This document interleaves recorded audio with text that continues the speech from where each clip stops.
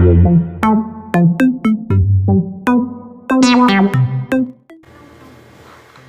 everyone! Welcome back to my live vlog. So, I've been away for I think more than a week. I didn't, upload the video. But I'm back with unboxing. So, these are sneaker purchases that I've made for the last month or so. And so, if you're interested to know about the brands that I got, please keep on watching. So, I'm gonna show this in the order of like kung ano yung pinakauna kong pinili until the most recent one that I've purchased. So, the first one here is MLB sneakers. So, this is from Korea and I purchased this from G Market. So, I'm gonna link down below the link to the store that I got this from. So I'm guessing they're reseller kasi parang hindi siya official store ng MLB brand dun sa G Market. So G Market, think of it like, I'd say parang siyang Lazada sa kanila. Guaranteed naman na authentic to, and yeah, looking at the shoes, it looks pretty authentic.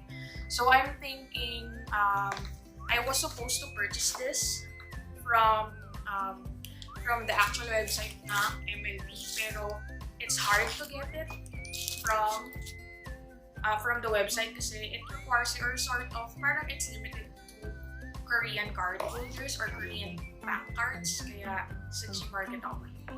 But anyway, this is how it looks like. So it's a very chunky sneakers. So this is the Yankees logo. So pretty much if you are into, of course, MLB, which means Major League of Baseball, I believe, you're gonna be very familiar with the logo. It was also like, if you're familiar with the New Era caps, you'd probably seen this logo. And so if you notice, ayan, yun yung itsura niya. And let me just put it in the put near in the camera. So as you can see, hindi na siya ganun kalinis kasi sobrang I'm overusing this.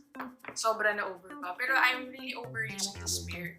So the reason that this parang I discovered these shoes is that this is a very good dupe for Gucci Raytons sneakers. So I'm not sure if you've seen that, pero merong similar na shoes. This, as in ganito yung design ng Gucci Rayton. Parang, I think it's their collaboration with MLB mismo. So I'm gonna link that, or I'm gonna probably insert a photo of that here. And ayun, makikita nyo kung gaano siya ka-similar. And this only costs less than 5,000. So I think around 3,000 or between 3,000 to 4,000 pesos. So I'm gonna link again the link to the sneakers below. This is very comfy, and if you like that chunky shoes, you're really gonna dig this. If you, of course, also if you don't want to spend that much on a Gucci Rayton, so this is a very, very good dupe for that. So that is the first sneakers. And the second one that I have here is, I think it's a very popular sneakers or shoes kasi very rin siya. I think I'd say hype, or parang hype day ba siya. So this is the pair that I got. So this is the CDG Play Converse collaboration. So this is like the box of it. Here, makita ko lang kung itsura niya. Pero ayun, so I got these I think parang a few weeks ago. So if you don't know yet, so CDG or si Combi Garzon, meron siyang store actually sa Rockwell. Like they have a bigger store there, and you can get these shoes in-house, or parang kasi I'm not sure if you're aware, a lot of sellers online, di ba? You get to see a lot of resellers for this pair of shoes. And so I said, syempre pag reseller sa IG, hindi mo alam kung authentic pa talaga. So I checked out their Rockwell store at first, and then saw na, yung prices, it doesn't actually veer away much from the resellers price online. So why not just buy why not just buy from the actual store? So I got these for 10,198 pesos. So I see resellers selling it from 10,000 to 12,000 pesos. So, and don't get me wrong, I know na merong mas mura. Meron na nagbebenta nito online. Pero at least, I am assured na ito ay from the actual store. So, I got this from their pop-up naman sa Greenbelt.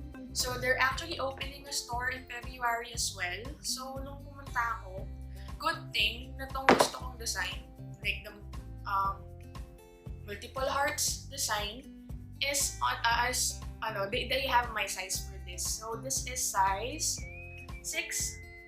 If I am not mistaken, I got this in size 6 for the ladies.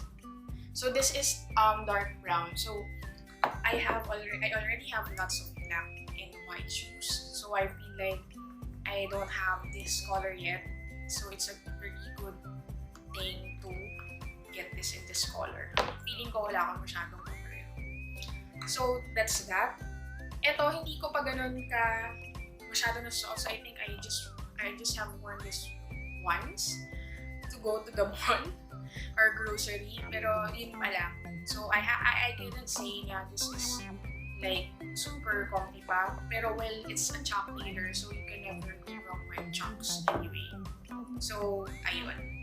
And the last one that I got here, maybe I just put this in the middle. So this is the most recent purchase that I got.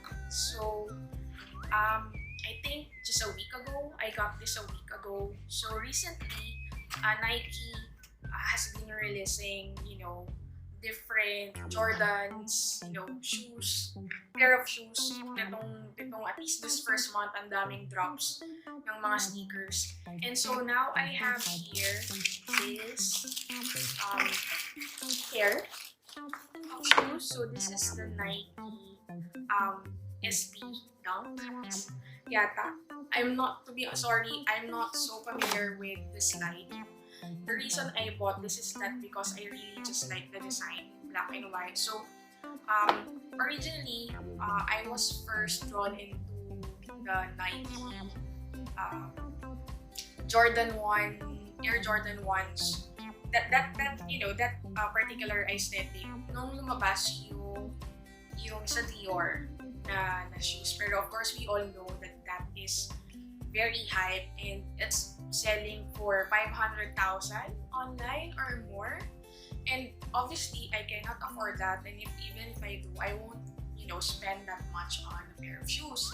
And so the next one that I was looking into is yung sabi nga nila, 4 months Dior Air Jordan is yung low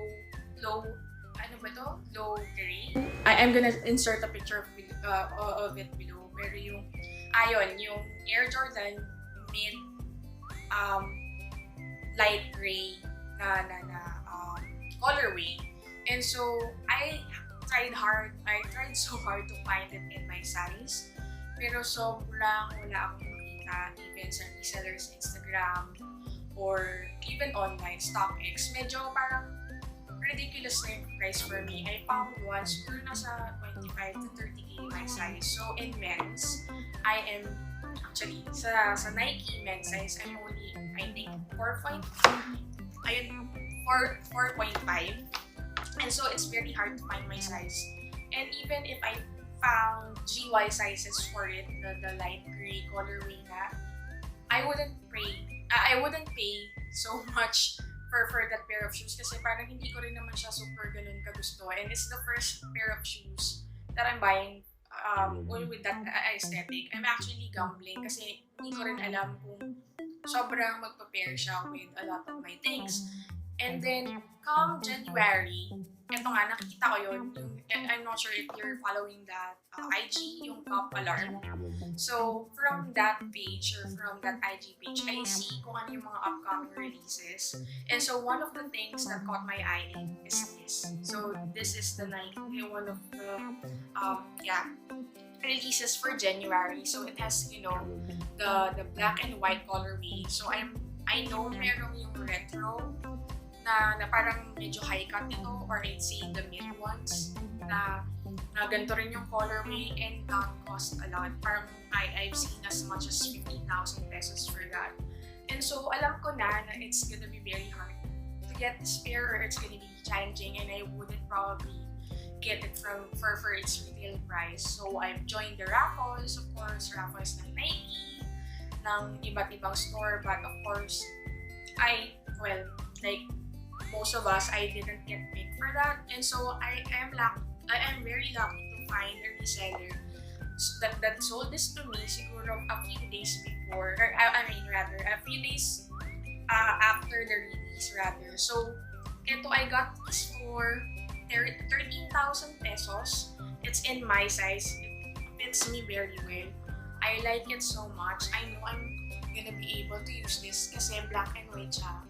And it's gonna match a lot of my stuff. So I'm very happy with this. And yung kiddo that I was transacting with, I'm gonna link his IG below.